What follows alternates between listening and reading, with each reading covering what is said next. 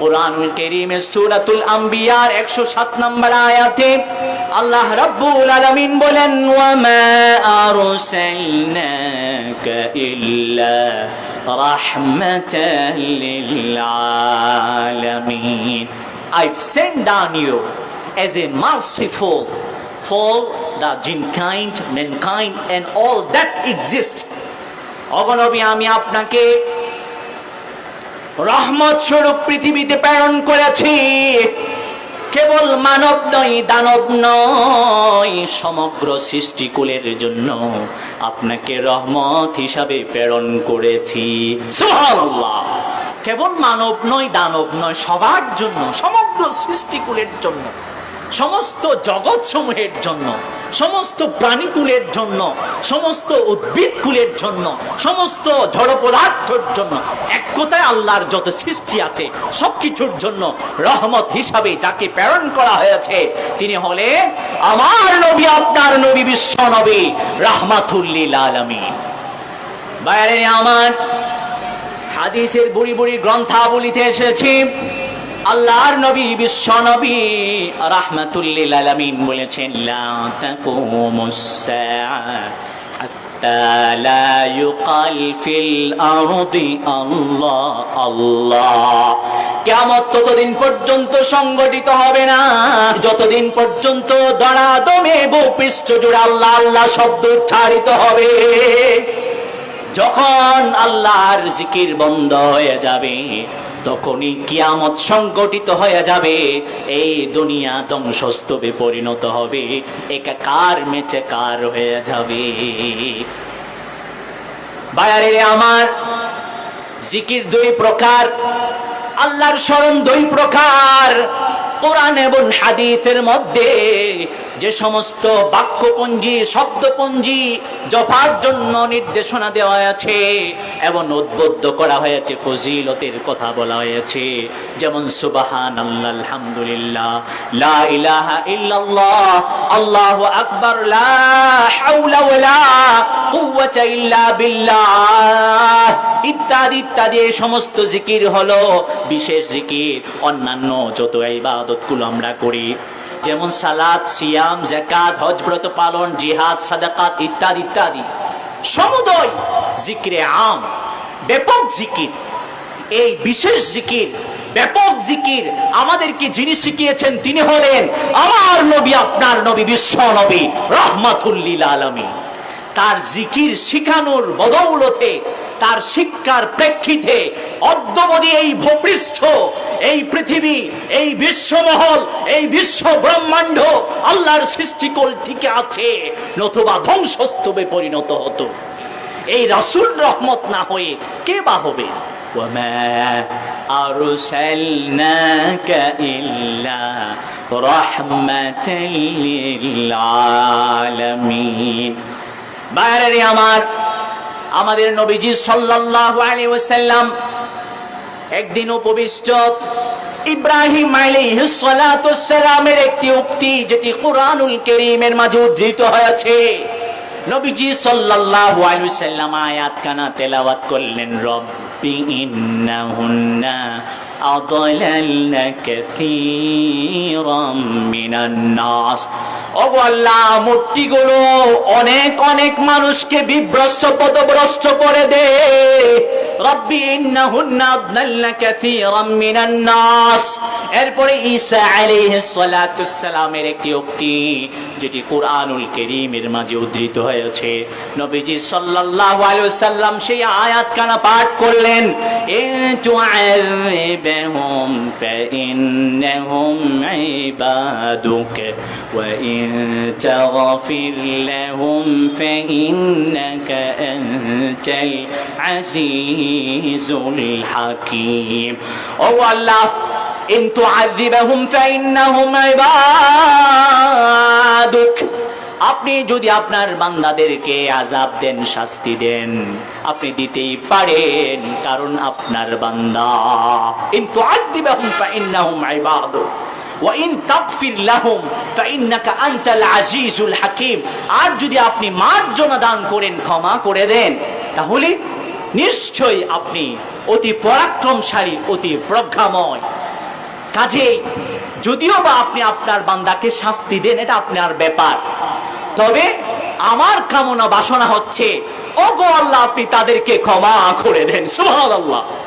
হযরত ঈসা আলাইহিস সালাতুস সালামের উক্তিখানা তিনি পাঠ করলেন। পাঠ করবার পরে নবীজি সাল্লাল্লাহু আলাইহি ওয়াসাল্লাম কেঁদে কেঁদে অশ্রু সিক্ত নয়নে দুহাত আকাশমুখী করে দিলেন।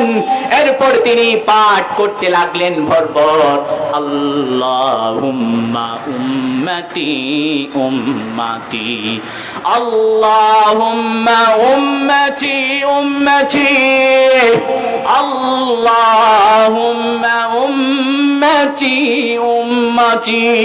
ওগো আল্লাহ আমার উম্মত গুলো জানি আপনার বান্দা, কিন্তু আমার ইচ্ছা আমার বাসনা কামনা হলো আপনি তাদের ক্ষমা করে দিন, কোন ধরনের শাস্তির মুখোমুখি করিয়েন না। সুবহানাল্লাহ। কত দয়ার নবী মায়ার নবী ছিলেন তিনি। এই দরাদমে বসে আল্লাহর কাছে কেঁদে কেঁদে দোয়া করছিলেন, আল্লাহুম্মা উম্মতি উম্মতি, আল্লাহুম্মা উম্মতি উম্মতি, আল্লাহুম্মা উম্মতি উম্মতি।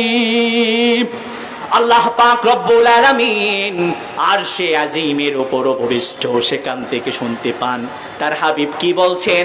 তিনি অতি তড়িৎ কালক্ষেপণহীন ভাবে জিবরাইল আলাইহিস সালাতুস সালামকে বলে পাঠালেন, এই জিবরাইল ইযহাব ইলা মুহাম্মদ ফাসআলহু মা ইউবকি।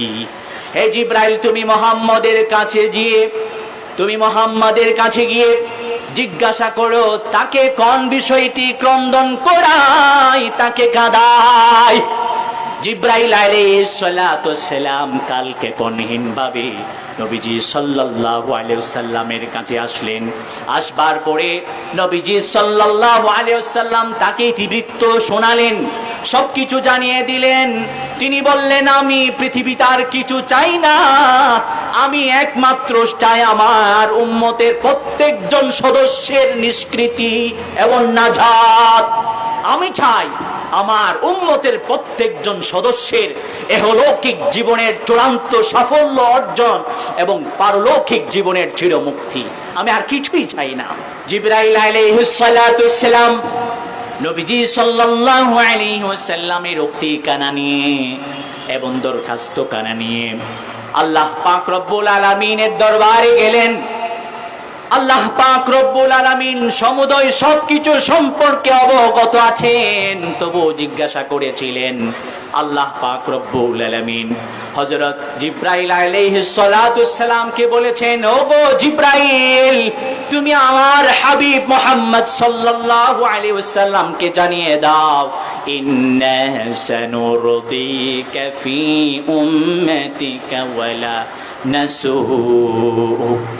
হে জিবরাইল জানিয়ে দাও, আমি বলেছি ওগো মুহাম্মদ সাল্লাল্লাহু আলাইহি ওয়াসাল্লাম আমি আপনার উম্মতের ক্ষেত্রে আপনাকে সন্তুষ্ট করেই ছাড়বো, আপনাকে কোনোভাবে ব্যতীত হতে দেব না।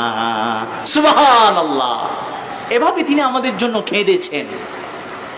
বাইরে আমার নবীজি সাল্লাল্লাহু আলাইহি ওয়াসাল্লাম বলেন, লিকুল্লি নাবিয়্যিন দাওয়াতুন মুস্তাজাবাহ। প্রত্যেক নবীর একটি রিজার্ভকৃত সংরক্ষিত দোয়া আছে, যে দোয়াটি করতে দেরি আল্লাহর দরবারে কবুল হতে দেরি হয় না। আমারও সেই দোয়া ছিল, আমি কিন্তু সেই দোয়াকে দুনিয়াতে করে ফেলিনি। অন্যান্য পূর্ববর্তী যত নবী রাসূলগণ ছিলেন তারা পার্থিব দুনিয়ার জীবনে দুনিয়ার হায়াতে সেই দোয়াটুকু করে ফেলেছিলেন। আমি কিন্তু আমার দোয়াটা করিনি। আমি আমার উম্মতের সুপারিশ করার কল্পে কিয়ামতের দিবসের জন্য সেই দোয়া প্রিজার্ভ করে রেখেছি। সুবহানাল্লাহ। কত দয়ার নবী, মায়ার নবী, কত নিঃস্বার্থভাবে আমাদেরকে তিনি ভালোবাসতেন। তিনি আমাদেরকে তার এই দয়ার মাধ্যমে চিরঋণী করে রেখেছেন। এই ঋণ কখনো শোধ করবার মতো নয়। কবি অত্যন্ত চমৎকার বলেছেন, মানারে হিদায়ত হে শাহে মদিনা, मदारे शरीअत है शाहे मदीना, किया जिसने ईवान इस्लाम रोशन, वो शम्अ नबूवत है शाहे मदीना। नब से इंसुजा का तागम खाए आका, नब से इंसुजा का तागम खाए आका, दोनों आलम के रहमत शाहे मदीना, दोनों आलम के रहमत है शाहे মদিনা। এই নবী আমাদেরকে চিরঋণী করে ফেলেছে। এই ঋণ কখনো শোধ করবার মতো নয়।